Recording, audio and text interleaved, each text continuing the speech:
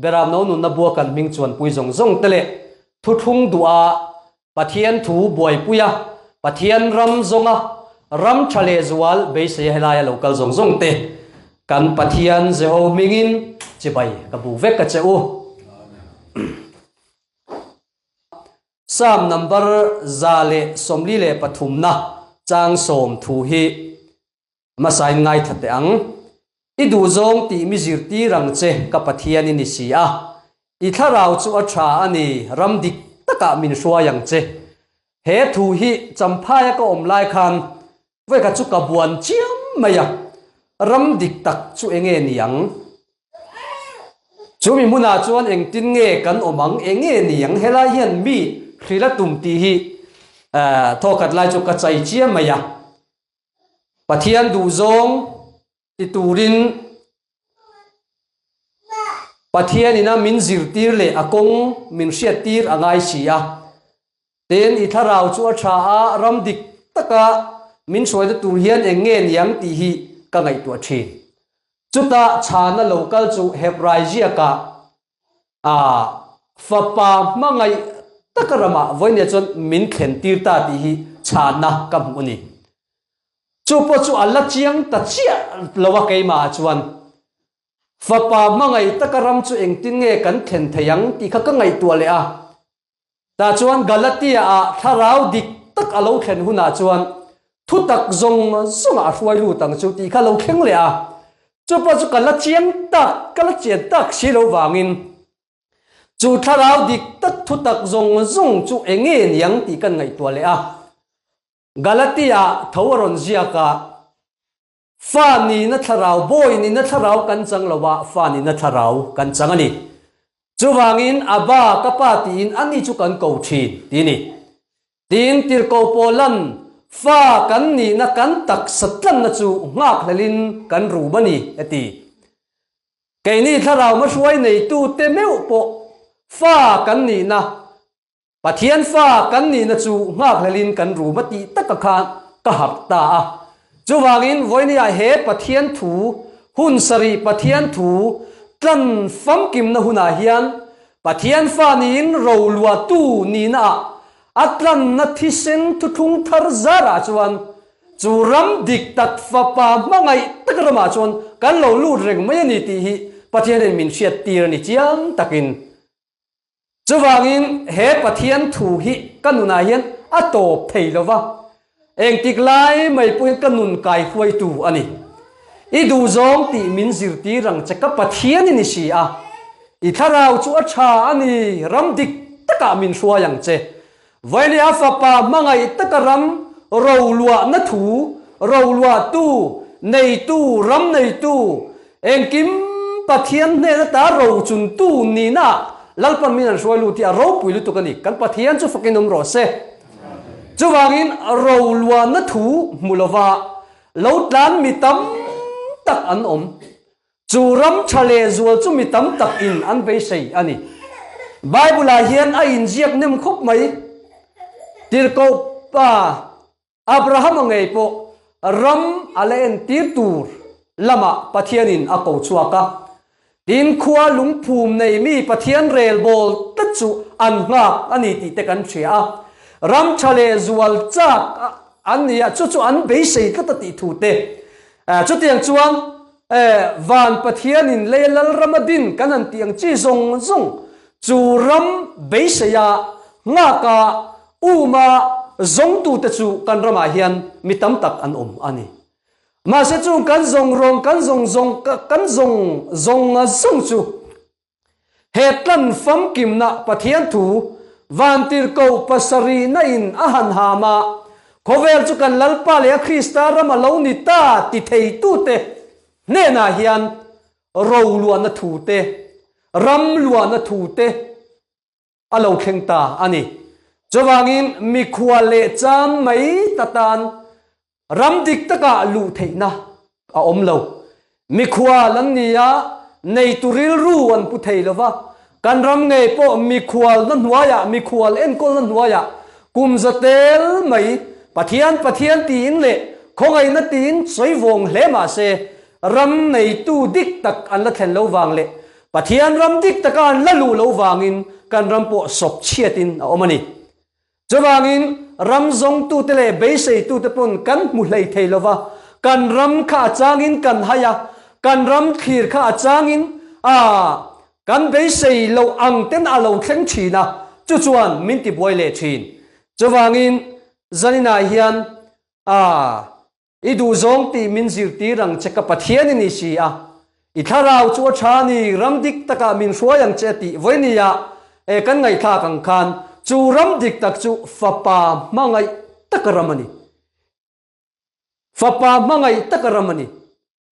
voinia yan pathian fa rolwa tu kan ni theina turatan lalli suathi senatlan kan ni a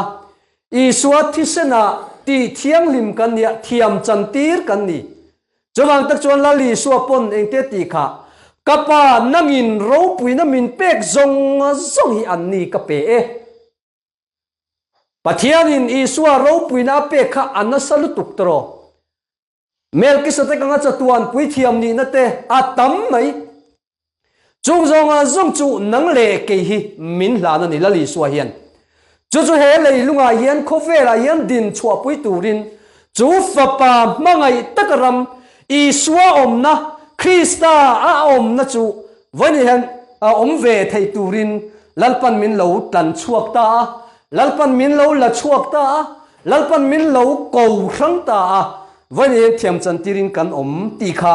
a pasapra kan soidu ani thil chi rang rang karon soidon nia pathian thu nia pathian thu hi soitu ratama cái mà ní chiên nó hi hàn soi viết bây giờ đông sông tu là mà khát là lâu chiên về xí rồi cho buổi thác thủy đó mà rồi chú cắn chiên nó té cắn phiền nó té soi lâu chuan công lệ là mà chuan buổi thác nó chân ôm xí nè với ní khan cắn pathian thu cắn soi lại cắn founder soi lại mấy cả pathian thu cắn này là lâu khen chú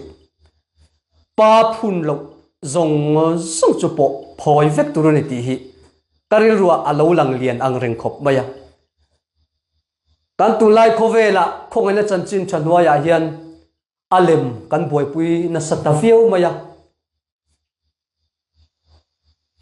chu chuan kan ril ru le kan ngai tu na hi ala pek na sa em ani pathian thu kan hu ang chuan mitin na chu mi ma chuan pathian thu a chuan lungpui pakhat chawa oma chu chu Kristania chumi chunga chuan min inan sa ni then chuan lein an sa then chuan bu polin an sa then chuan thingin an sa then chuan rang ka chakin ti mitin an na thoka meya fi in omdon ati vania hian chu tiang ang chuan mitin te hian Krista ti chu kan soi veka Krista ti po chu kan du vek mai mà sẽ tiang angin nghe in kan sakti lai hi apoi mo ani chuwangin lali suan kapa in aphun lo zong zong chu po in om don khovel hin meya fi in om le dona mitin na tho hi meya fi om dona wangin chuta meya fia kang ral lawa meya fia chin an fia nuwa aron ron fai thar le ron thiang lim chu rang ka chak hi ni chuwangin hetlan na ti sen tu thung thar ko khan kan ti hi rang ka chak manga dinani atira ta kaini chu adama tha le siam ni lovin isaka tha thara wa piang kan ni chu isaka tha thara wa piang chu rang ka chak ne na te khin ani tlatani chuwangin tlan na ti sen tu thung thar soi ve te ram lo om le tur be sei te zo ram thar soi te pon tam nima seng tiang in nge inan sakti hi fiana turani eng man ruange anin sakna tan chuan an man ti hi apoi mo tlat chuwangin mitin an na tho zia hi meya fi ani dona wangin isaka tha thara wa piang thu tiang fa mi hring pani manga in sak chu meya fi na local poni se apal tang donani pastor chonan mai cham kil tur asoi kha hei hi ni kal tang tur chu chuwangin mitin meya fia na lo theng nga thu pua na inte kan mu kha khovel zong fia huna ka hum hi mang cheti chuwangin hun atop zela hian hun atop rual zelin pakhat nam thu kan ya pakhat tundinin aum fo thin chu ni wangin voinia hian leya siam adam tha ni na leichulaya ti in chulung pui krista chunga chon in kan salawa bu pol esawatha chumi kaltlang chuan bu polin in kan sabok heklova rang kachak pison luya rang kachak chaper isakatha tharawa piang ni na in bul kan chanani missionary te allo luta min zirtir chu adam tha kan ni leichulaya vaivu chu vaivuta ma se chu zirtir na chu tu marshal nilo tu shiatir nilo lalpan tharau atanga ashiatir tharau atanga mutir atanga hei local ni tlatani upasi thang ve te so ta chimlama an pema alo le ashiat chu mi hring panina isaka tharawa pianga bulkan chan lo kan ti swala ni ron ti chat mai aron man chat mai chu mi tam tak thu thung ram zo na tlan te pon he pathian thu chou bul mi hring panina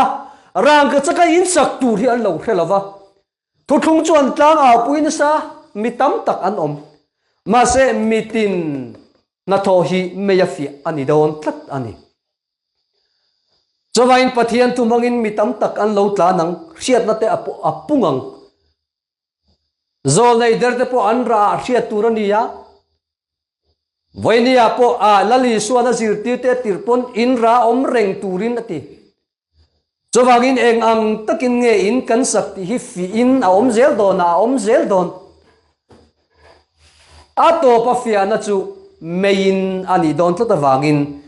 meya fia thin le ti thiang lim thin chu rang ka chak ani chawangin nang le ke hi kan van na ya an chedong tho ni lovin nun na tho in voini hang kan nunga thi na le lau na ni lovin nun na le chatuana ro rel na chatuana nun na chatuana lim na in lalpan voini min la chuak ani ti te kan hriat apoi mo in ka sia chawain ram zong tu le ram a ko mu pathian in mitam tak bible po kan mua alo la chuak to thin voinia chon kan ram thlen chin kan theta a fapa mangai takrama kan thlengta chawangin aba kapati in ani chu kan ko thin voinia kan soya i suam minga dil hi zentel te tan chuan i suam mingrin chana pathian ko hi anti om regani zentel te ne na chuan i suam min po aro puyani nima se nang le kei fatak rolwa tu ni na lalpana tlan chua te ta ro chuan aba kapati in jehova ne na thu kan thlen te ta zawa jehova ne na kan du le mamote min pe tu min tlan tu min chandam tu nama min siam tu min ko tu le min din thar tu ne na hian direct in pathian kan pe thei ta ani helaya entina poimo tak pathian tho lo lang chu mun thiang lim le mun thiang lim ber chung chang thu hian in ka ria mun thiang lima khan pui thiam na ran te an lu thin ta chuan do kan te chang te khon war te om thin nima se mun thiang lim bera chuan arona tiang chor te thu thun na lung phek te mana thuru na bel te te oma chu mun thiang lim bera chuan pui thiam lal ber ti pui thiam lal beri kum khata voi khat cha lu thei nima se isua krista aron thia cross khen be ni khan puanzar chu chung lama train atop thangina thera ta chuan chu rong bol na ro pui lutuk mun thiang lim ber rong bol na chu kan khoi ve theina turin kong khar hodina omani tata chu mun thiang lim ber pui thiam lal ber an lu thin na chuan mel ki sa te ka chatuan ni na lali suan min pe ka kha krista ina min nu chia kha nein pui thiam na voina kan lo thok thei ta chawangin mun thiang lim ber rong bol na tun ma leya zakham na nga israel juda israel te nan lo to thina kha voina chon mun thiang lim bera lutin rongbol na kan lo tok ve thei ta mana thuru na belte te chu kan lo nia thu thun na lung phet te chu kan lo nia voina tarona tiang chor te chu kan lo lang ta ani lom ni chuwangin mana thuru na belte kan founder na soya niruk khen mana ansar china aniruk nia chon anisari ni tur ansar kep china chu chu atchoi ngai lewani ti mana thuru na belte a rang ka chak belte an ya kha kha chu rang ka chak belte a mana chu vale hun sari pathian thu hi ni nam te lak chua na tlan na ti sen tu tung tar fa ni na hi ni tlatani chuwang chu khom war tui thar nei lo ta chuan ram lu hi har khopang chu chui lo na ya chu thu tak chui lo mu ni chuan hral le to su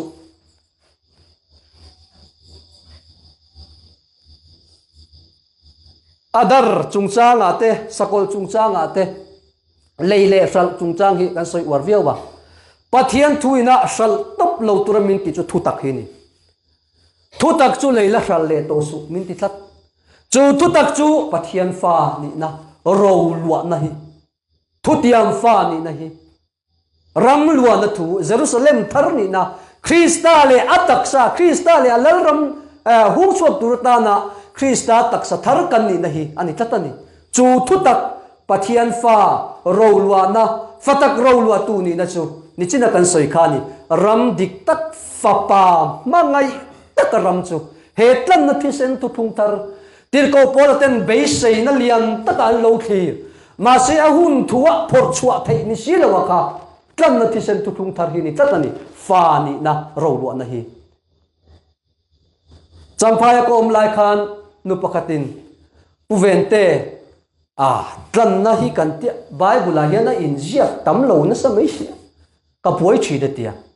zia vak chi ni lo tlan na thu hi a chan chu kan soi fo wangin he bible hi hun ruk ram nuaya an zia ani a hun sariram tlan na thu hi chu tir ko pola a mu teu berpon chu chu kan be sia kan ngak fan na fanati cho vain bible a hian tlan na thu hi zuk lang vak thei ni lo mun li mun nga chi om ma se tlan na chu zuk khia ta zuk chera zuk mu vak ni lovin a chan turani chu tlan na ma chuan kan la dai ngai lo ramte kan la hriat ngai lo kong te kan zo anga Joshua in Israel fa te ne na kanan ram han han lu don chuan tun ma in he ko nga hi chuan in lakal ngai si lo ti ga tlan na thu hi ni khoi na chan chin chanwa ya soi chin wa mu chi po ni lo van ram thuru ko ni thata wangin chu ni ram kala en tir tu chati te khwa lung phum nei ni pathian rel bol chu an nga thata hei hebraizia ka ring tu ma sa te ka du na em pakhat chu sakol tha te razai bun te savun uya tuam lum te chutiang thina rap thak tak la ka ta chu chan chuan du lo eng wang mo thole na chale zual an chan theina turin chutiang harsat na la ka ta chu chan chuan du tat lo chutiang thina po chu lo khen se an be sei thole na chale zual kha a lo khen don hian an sia pathian in na bu lok tira ma se rin na wanga fak lo lo te khan thil tiam an chang lo nang le ke wang hian ani mi ma sa te khan thil tiam an chang lo a chan chu nang le ke wang hian kok chale zol pathian lo bu sai to tat wang ani kan wang nei je hi aro pui ka ti kok chale zol hi lo bu sai lo se chuan pathian tu hian chang turin lo min an chang zo vek to tharau lam thua pu en sang lu tu ni ma se tun ma in khoi na chan chin chan wai an lakal ngai lo kong thar le kong nung min bua sai pui thiam na thar lali suwa local khan intet en zia kha pui thiam dan po chuwa in thak ta ka wangin ti thlat mai ni levia chi te pui thiam an ni thina dan mangin ma se i suwa local chuwa pui thiam dan kha ron thak thang thlat kha zuda nam zuda tangwa zuda chi kha pui thiam ani ngai lo pui thiam na thok turin dana om lo mo se dana po om lo levia chi ta chau khan ni cho vangin voinia lal pui thiam nam thiang ling pathian mi te nge in ni theina turin ti kha voinia pui thiam na dan thar Krista zara athisena tu thun thar nan huaya hian kan lo changta ni pathian chu fakin nom rose cho vangin Samuel nge po kha Ephraim namania pui thiam na thok chi ni lo nima se lalpan aruat le abia chu sa Elia in Samuel khani thatani joga in voina lalpa bia lalpana chen chil lalpana kan thin aom chil ani chil alu chil ini wang hian lom hleang che I lom ang u pathin min lo lu chil dan hi ro pui ni o ka taksa ka thisen ka eng kim ka ngai tu na ka ril ru ka thin lung her zong zong hi pathianin min lu chil Christian min lu chila Christian min li chila ni chuaya pathian thu ro pui chu om lo re reng thil dang hi lo zong su thil dang zo ye lo fan su fa ni na ye lo pui om lo ro luan na ni tlat chu chu ka thil ro pui chu om lo reng hay hi ato chawang in kong thale zual cha kan ni an lo bei se ya an lo khira an lo ngak le la chuan nga hlel chu tun hun na nunga hian zentel nikina hian I chan rama lalpan aloda khiau maya ka chan turin pathianin ma sang ta kha alo ruat khiau ani chu chu ni wangin ram dik taka voinia chong kan luta fapa mangai takarama kan luta chuta chuan thil siam zong te pon an bei sei chu alo khen fom kim to anga ke ni po zalenin pathian ram chu leilunga hian atakin mu thain khoi thain hengi khoyami tenge hengi ti khoya changa local nge Jerusalem piang ten ni an lati ang chang tharwa nei te chuan ka thuan puanga aro pui sia hi an la chen fa kan la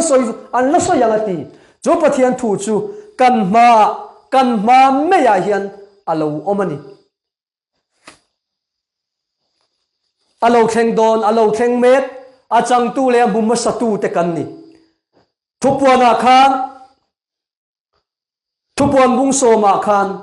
hunom to lawang nima se lawan tir ko pasari na thom a om huna aham don chepin pathian thuruk chu akim to ang a boy zol nei te ne na chanchin tha a sri lankan ti hi an soi le lok kadu a boy zol nei te ne na chanchin tha a sri lankan kan ram ko ran lian tak hian zol nei post te zol nei te kanan dan hi ma a hun to lowe zol nei ramani to lowe kanan ti ma se a boy zol nei te ne na chanchin tha pathian ne sri lang hian kan rama hian thuru a fam kim don zol nei te na lo puan ma sak chu mari nula thiang ni maraya na ti te zol nei sai te na lo soi ma se zol nei te na lo puan Israel tun din le na Israel te ne na ram pek le na leilunga ro pui taka a tun din le na thu hi lo kheng le tur ram chan chin tha ti zol nei te ne na pathian na chan chin tha a lo hil kha kan rama ge hi na kheng le don chata jo pathian thuruk akim to anga vantir ko pasari na thoma omanga aham don chepin pathian thuruk akimang vonia po pathian thuruk zong chu a hetu te kan ni thuruk chung chang poi soi tur atam khop mai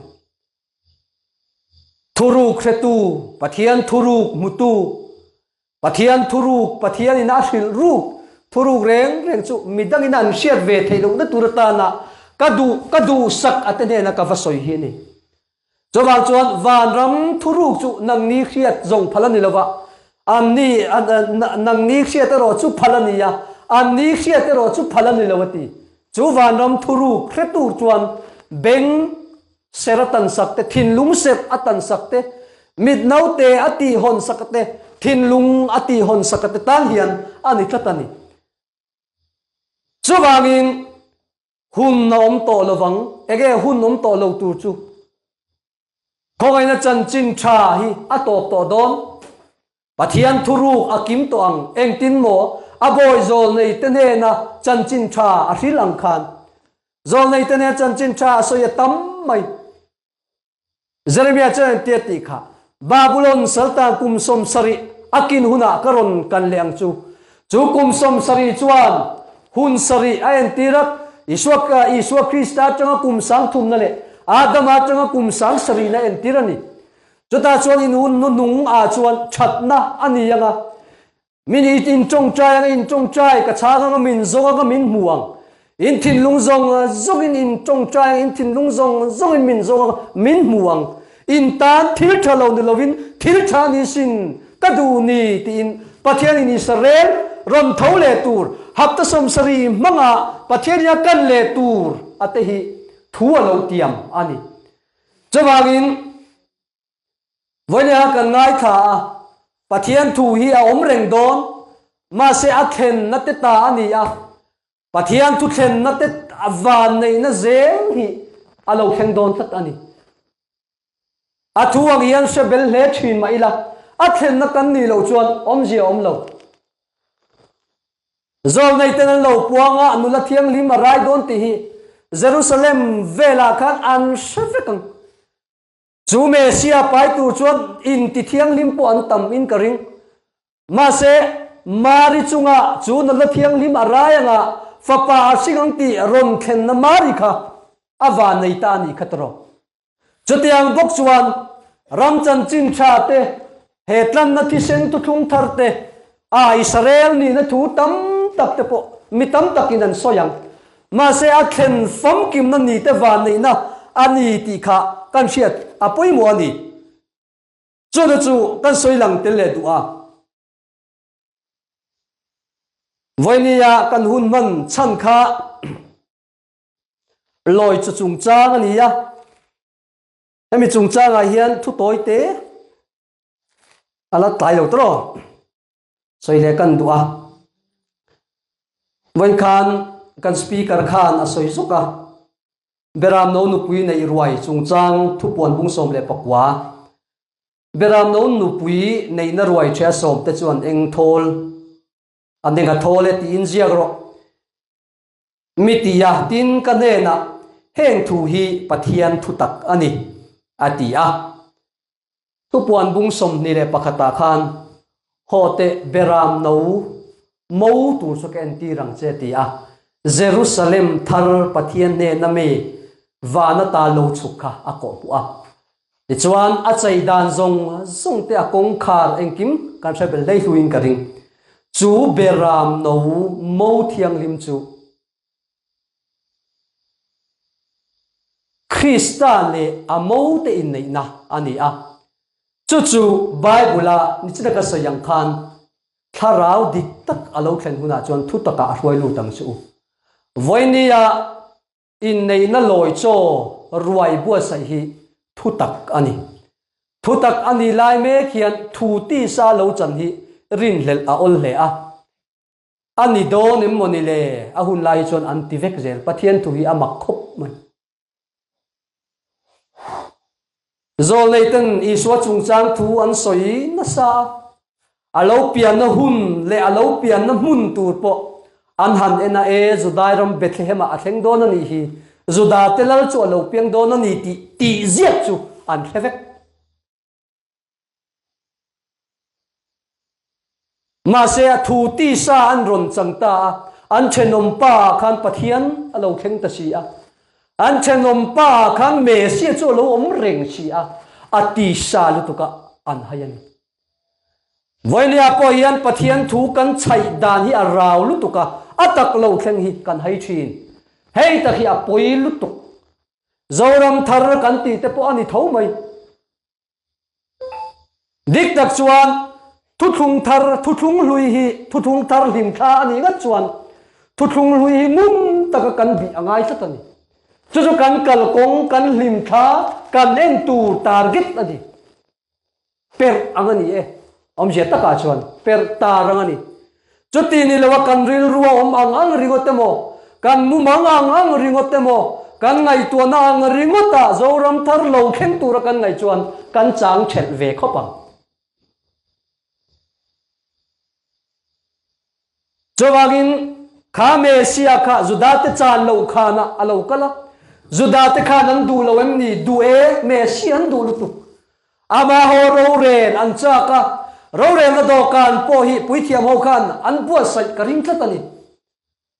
nima se an du an ma mo em kha alo khen dan ati sa si a an ni chuan Davida lal thu thleng a ko kia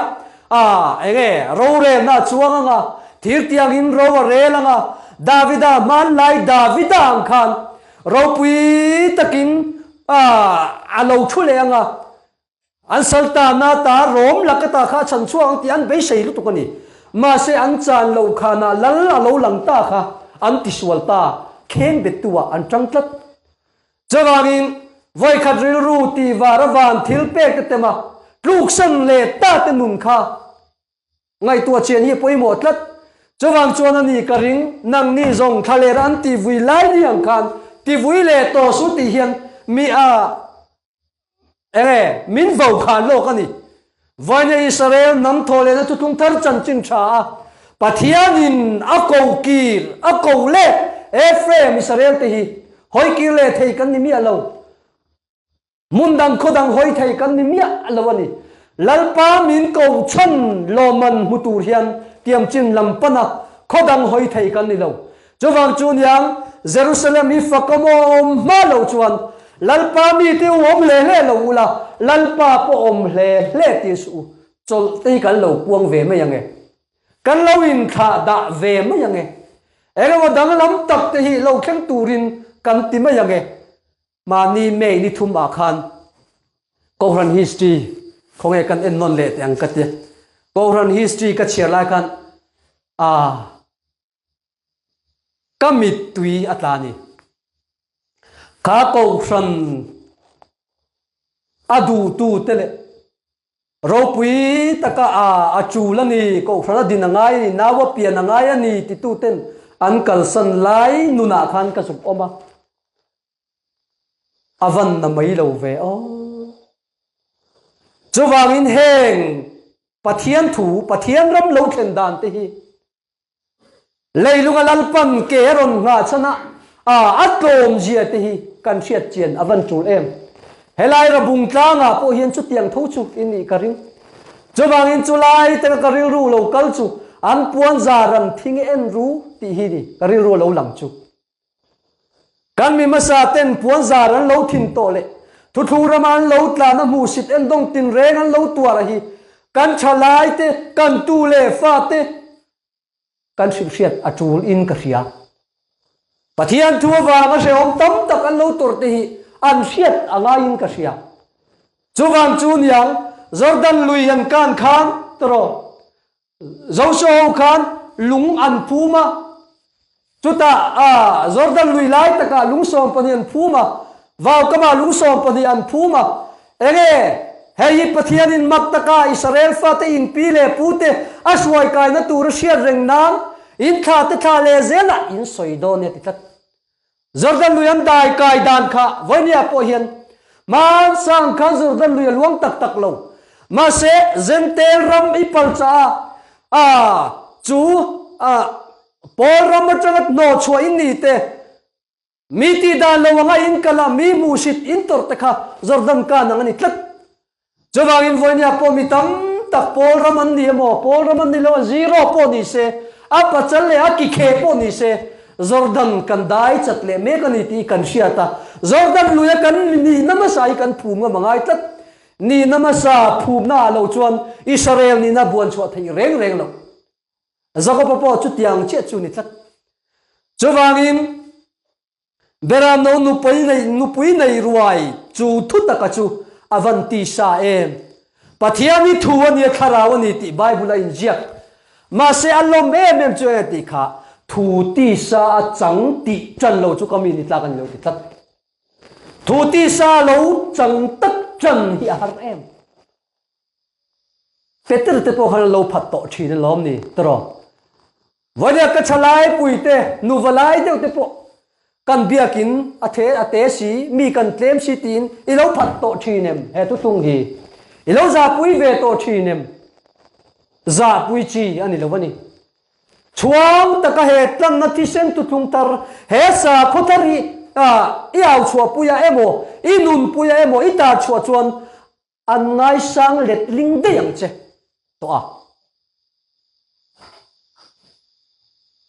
to tu nang la hian original hi kan ngai sang le ta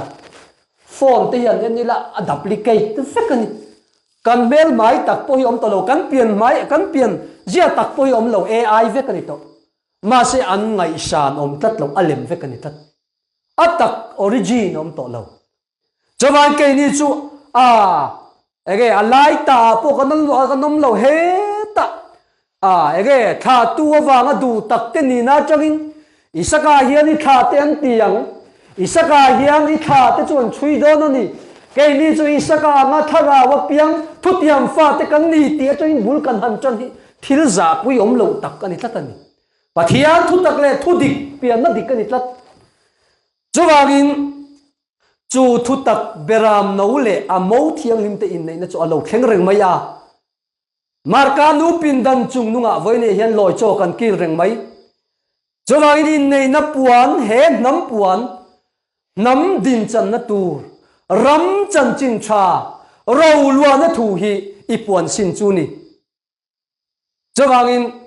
he puan hi ente ti kha tra la nge la sil tu puan ka pe ka tha le to lawang ti kha a omin ka ria he tlan na thi sen thu thung thar he puan he ko ran nge hi ivon tatur ani chawangin thui lo kor puan ani ya thui lo kor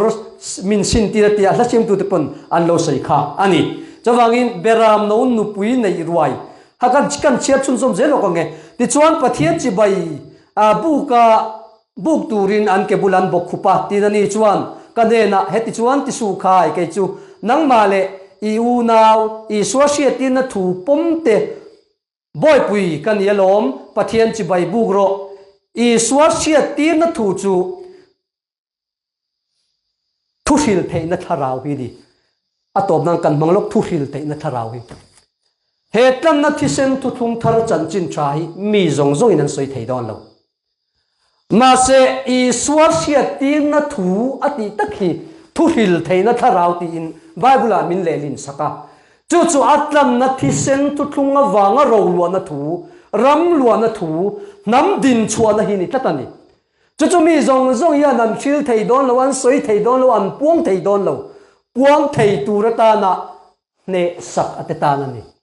i suar sia tin na thu hi ama khop mai thu hil theina tharau ni tatani chawangin tlan na thu roluan na thu sa kho thar kan na ya kan ram le kan nam din chua na tan hian ram le nam adin chua na tur tan sa khuwa apoi mo thu thung apoi mo tlat chumi soi thaya i lei phuara om phel ani te lalpan ika ti thiang lim saka chu thiang lim na thi sen thu thung thar chu adali chuan lowin sum su in ren su vak ro ati kha jawai to tro chu ring takin ham ro ati kha tro ama khop mai ching fa hring ngai lovina fatam tak anei dang kha kan em o nang ching fa hring ngai lo la sa chua phut la au chua phut ro ti la sa chua phut ka nau chua hi ngai tu tani ani lo vai in kuang kwa ma ni om muna in lak pasal that wakhi om si om lo hetana ti sen tu thung thari huai sen taka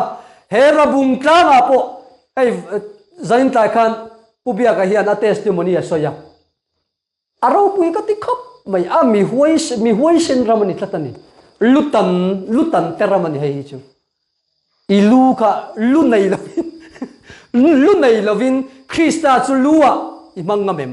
mo Krista tak sa thari ni na chu dik tak chuan thole na po hi tirko pole na lo soi zuai ya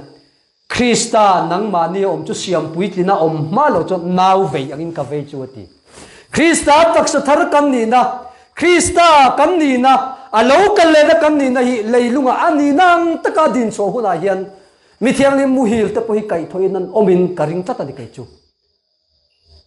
acha chu Krista ne na ro re na alo khenga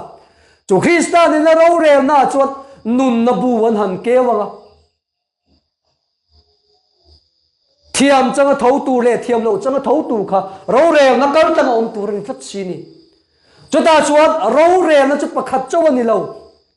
mi tam takan ni tlat chuwai Krista taksa ini ve lo chuan Krista le lal naram chunga yen ro i rel ve thei lawang Krista taksa ini Krista local le nai ni lo chuan a thutiam hi i chang thei lawang Krista le lal ram ni don tlat Krista le lal ram ini a chumi chunga yom thei tu chai te ti kha an ni hi khua le tuya le wi thiama itlam ta khi ilak chua ta khi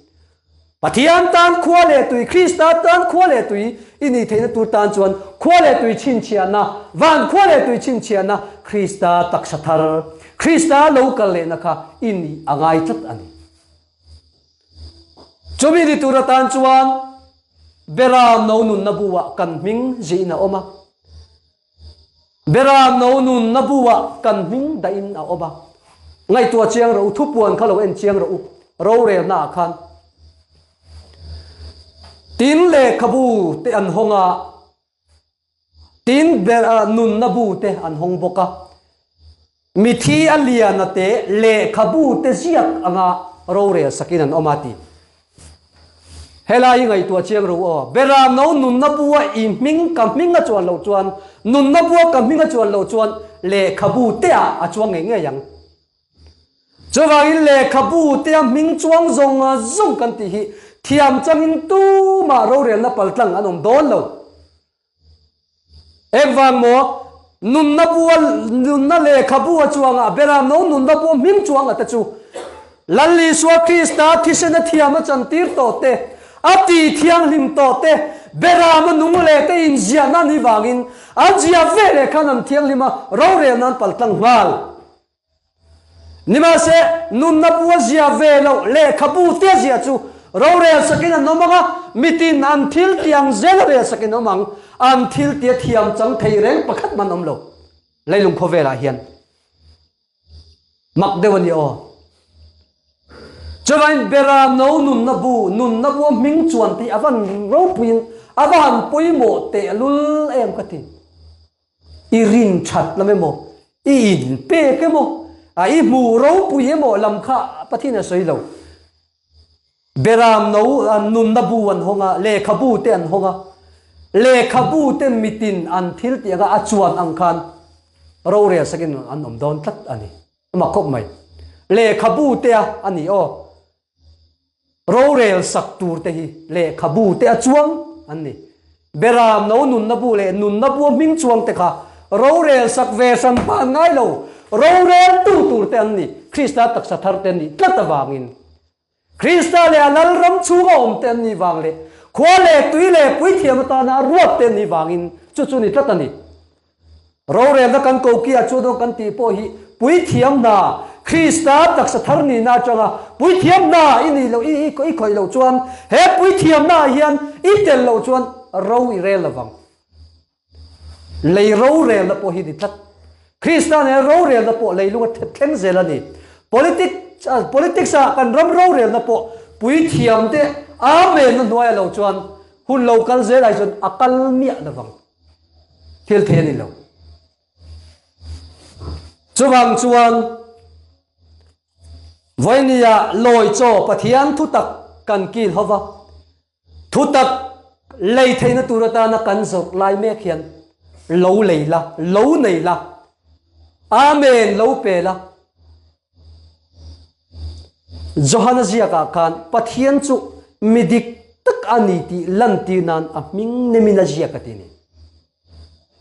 ming nema ziaka poi mo de mai nia khoya moi jiang le khapua te I jiak du bok si lawa le khapua te I mina chuang du lo a chuan lo chuan beram no nun na buwa lo chuan khoya nge zia tu da ngom lo chawangin beram no nun na buwa hian I ming lo chuang sela vana a thi nu lama ka minga chuang tem tia a wa ngai lo le ya te le nuaya te tui fim ria te vana te chu le khabu chu honga a chin chena te phel thei tu ba nom lova zona kha chap zai zai le ya te le nuaya te mo tui fim ria ta te chu nun na bu le bera no nun na bu hong thei tu ra ne sak tu le hong thei tu ra pathian ruat tu ma nom lo cho wangin Isua Krista sakei bak nei zudan hami khan chung chin chian na chu phel thei turin hong thei turin min he sakta Isua Krista thisen thil ti theina mangin beram no nun na bu hi Zion tlang a honin om ta chuan ni pa ming le I ming hi ai a chuangem ai injia kem ti hi ni tan ngai to zok tur chu ni chuwangin Isua Krista thisen thil ti theina hi anaranin voin hen kan ruat lo thisen tu thung ama ti thiang lim na thil nara na ruata Hebrayan jia kha